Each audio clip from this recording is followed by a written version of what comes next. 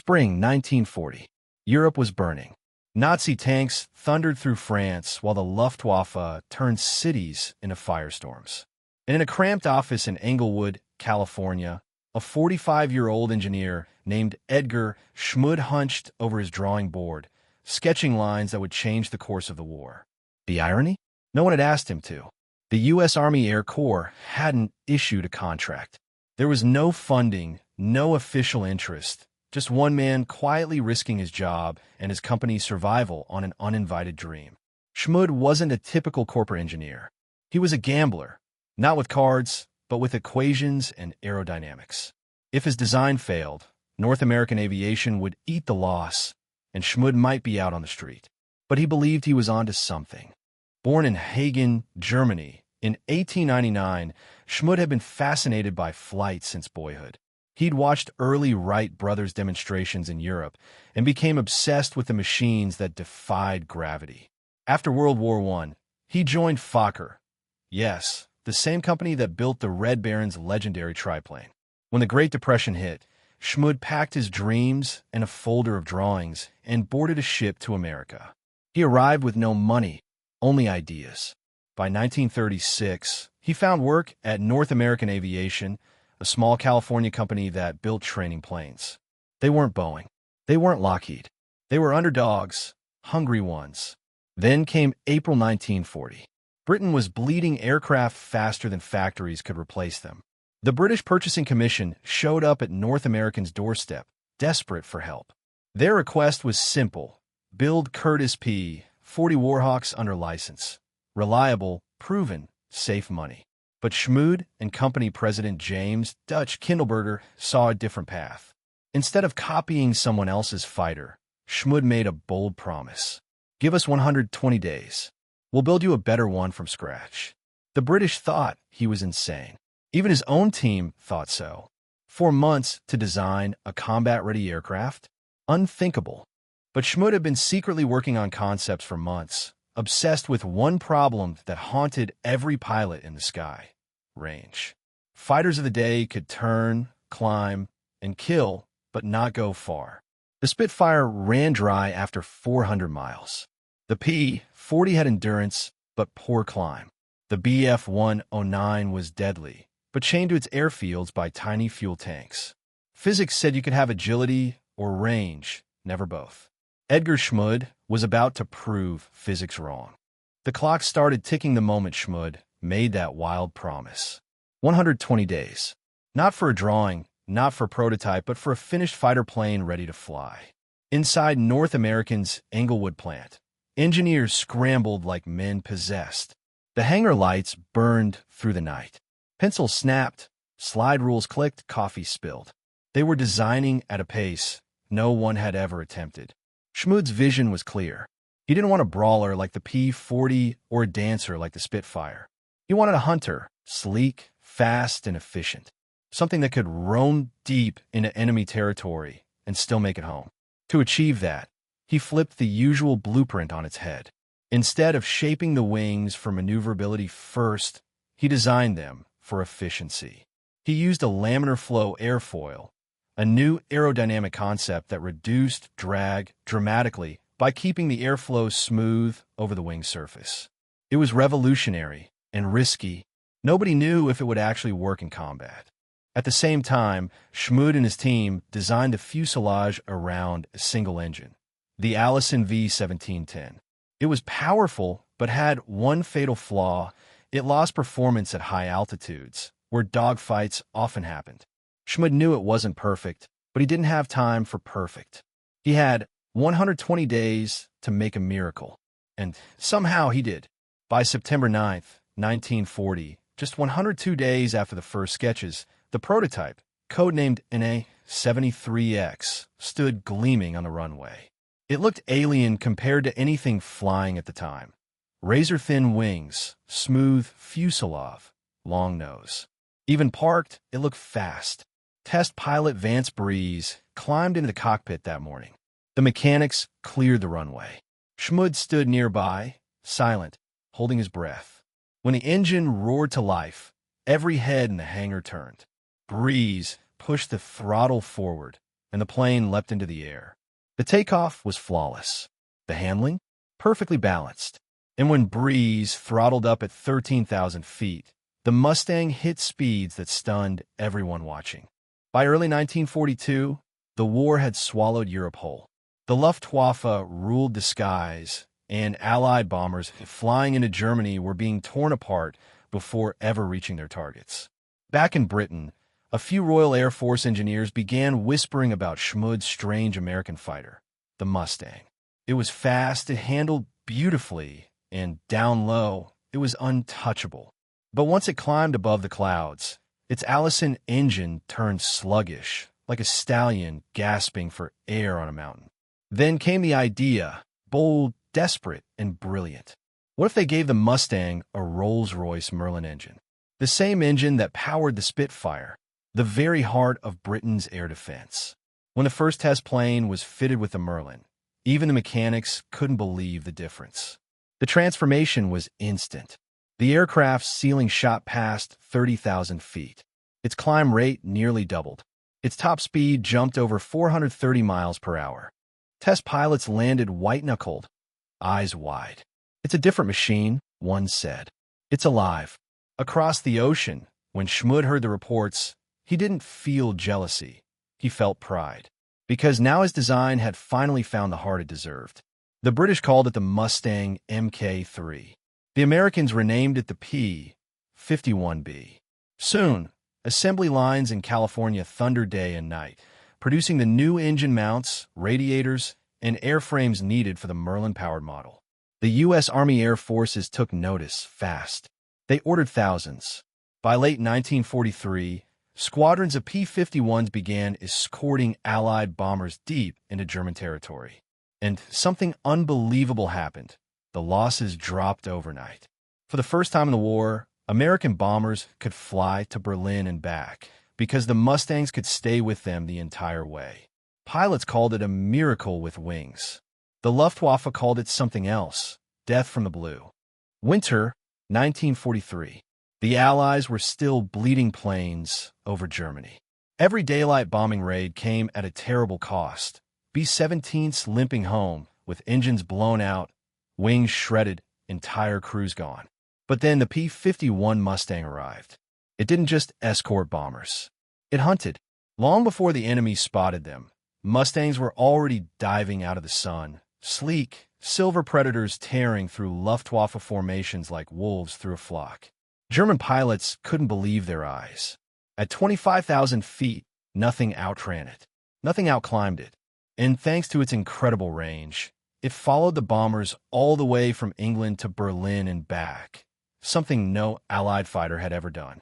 That single advantage, range, flipped the entire air war on its head. Before the Mustang, bombers were sitting ducks beyond the Rhine. After the Mustang, the hunters became the hunted. Within months, the Luftwaffe's elite fighter units were shattered. Aces who had dominated the skies for years gone. Fuel depots burned, airfields cratered, factories leveled. Even Germany's most feared fighters, the FW-190s and Me-109s, couldn't hold the line. They were faster in a dive, maybe, but the Mustang could turn tighter, climb higher, and chase longer. And when the P-51s weren't protecting bombers, they roamed freely over occupied Europe, strafing trains, trucks, and air bases with ruthless precision. By mid-1944, the once invincible Luftwaffe was collapsing. Hitler's air defenses were broken, and the sky, once his greatest weapon, now belonged to the Allies.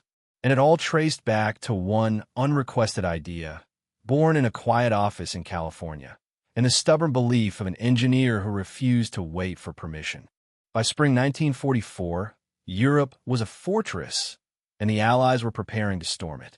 Operation Overlord, D-Day, the largest invasion in human history.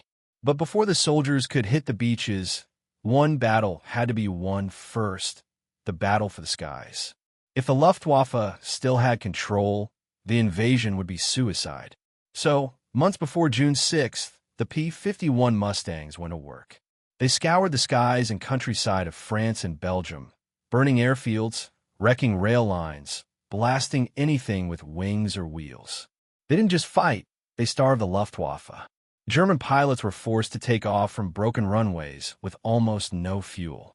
Their mechanics patched planes with whatever scraps they could find.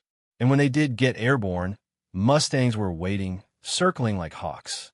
By the time the first Allied troops landed on Normandy's beaches, the Luftwaffe was a ghost of its former self. Fewer than 200 German fighters showed up that morning, and most never made it back. For the soldiers storming Omaha in Juno and gold, it meant survival. For the planners in London, it meant the skies were theirs. And for Edgar Schmued, watching newsreel footage of his creation soaring over the invasion fleet, it meant something deeper. His unasked-for idea had helped free a continent. But the story of the Mustang wasn't over, because as the Allies pushed deeper into Europe, its pilots began discovering just how far this machine could go and what kind of man it took to fly it. Summer 1944. The Allies were advancing. From the beaches of Normandy to the fields of France, one sound had become the anthem of liberation, the deep, steady roar of the P-51 Mustang. Every morning before dawn, pilots climbed into their cockpits, leather gloves tightening, oxygen masks snapping on, and took off into skies streaked with contrails and smoke.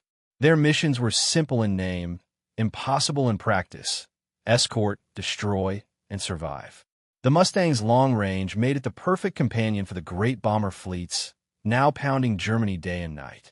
They flew over the Rhine, over Berlin, even as far as Poland, where few fighters had ever reached before. The Luftwaffe tried to adapt. They threw their remaining aces into the fight. Men like Galland, Barkhorn, and Roll, legendary names in German aviation, found themselves outnumbered, outclimbed, and outflown. Mustang pilots developed new tactics: high-altitude slashing attacks, precision escort formations, and long-distance fuel management that squeezed every drop from their tanks. By late 44, the once-feared B-17 missions that had cost hundreds of lives were now making it home, because the Mustangs never left their side. And when those bombers finally dropped their loads on German fuel refineries and aircraft factories, it was the beginning of the end. Without fuel, the Luftwaffe couldn't fly. Without fighters, it couldn't defend. The Reich's air power was collapsing, and the Mustangs were there to watch it die. By late 1944, the Allies had learned a truth that would echo through the rest of the war. When the Mustang flew, the Luftwaffe did not rule. P-51 squadrons patrolled in long, sweeping arcs, intercepting German fighters before they could reach bomber formations. Dogfights became routine, and the results were devastating. Even experienced German aces were no longer untouchable. The Mustang's combination of speed, climb rate, and laminar-flow wings allowed American pilots to dictate every engagement. They could climb above, dive below, or turn tighter than almost anything the enemy had. And their firepower was brutal. 6.50 caliber machine guns, perfectly synchronized, tearing wings and fuselages apart within seconds. Pilots reported seeing enemy aircraft disintegrate midair, a testament to engineering that turned rookie flyers into lethal opponents. The psychological impact was just as important as the physical one. Enemy pilots began flying in fear. Even spotting a formation of Mustangs over a German town could stop them from taking off or force them into panic maneuvers that left them vulnerable. Meanwhile, Allied bomber losses plummeted. From losing 20% or more per mission, crews now returned with minimal casualties.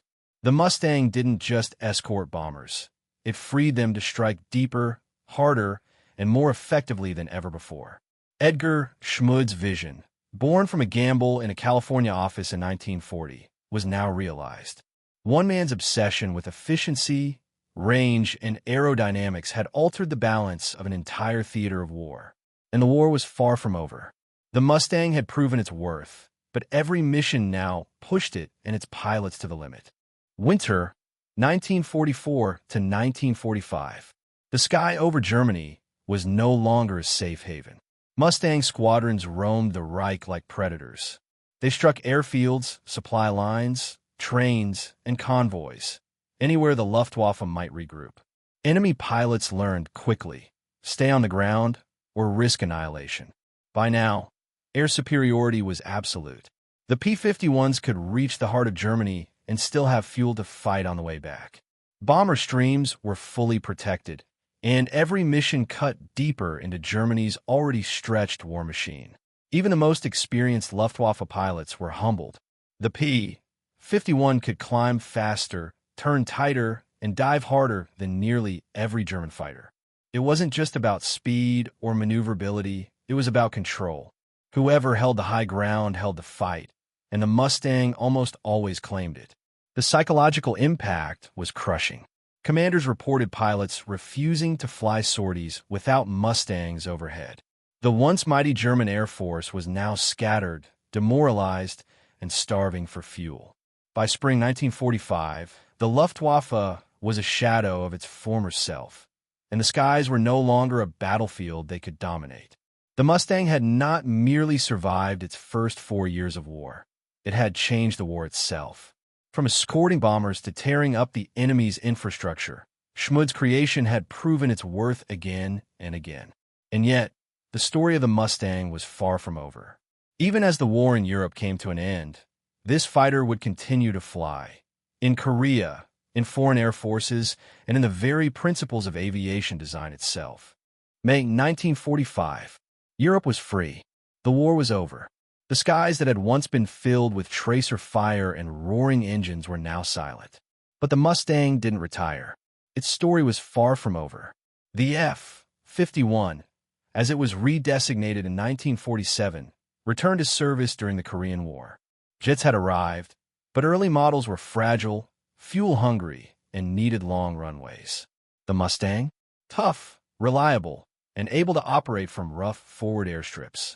It flew thousands of combat sorties, delivering bombs, rockets, and napalm with deadly efficiency, and surviving where jets often failed. Elsewhere in the world, smaller nations continued to rely on Mustangs for decades. Israel flew them in the 1948 Arab-Israeli War. Dominican Republic operated them until 1984. That's nearly 45 years of combat relevance from a design born in 1940. The reason was simple. Edgar Schmued had created not just a plane, but a platform of ingenuity. Efficient wings, robust airframe, long range, qualities that outlived engines, eras, and wars. Even in peacetime, the Mustang influenced modern aviation design. Laminar-flow wings, stress skin construction, aerodynamic efficiency.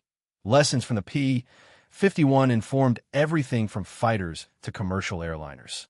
Every smooth, fuel-efficient wing you see on modern planes traces back to a gamble taken in a small California office in 1940. The Mustang had become more than a plane. It was a benchmark, a symbol of what vision, precision, and audacity could achieve. By 1960, Edgar Schmued retired. He had lived to see his once-impossible fighter not just dominate the skies of World War II, but influence generations of aircraft to come. The Mustang story wasn't just about speed, range, or firepower. It was about vision under pressure. A German immigrant, ignored at first, who refused to accept limits and pushed engineering to its edge. The P-51 Mustang flew in wars, trained generations of pilots, and proved that great design could transcend time. It wasn't just a machine, it was a statement. Innovation matters, and bold ideas win wars. From Normandy to Berlin, from Korea to Israel, and in the principles of modern aviation, the Mustang left its mark. Every laminar-flow wing, every efficient airframe, every pilot who soared farther and faster owed a debt to that California office in 1940. Edgar Schmued didn't just make a plane. He made a legend, one that would continue to inspire engineers, pilots, and dreamers for decades. A reminder that sometimes the most important breakthroughs come from someone nobody asked. The skies would never be the same again.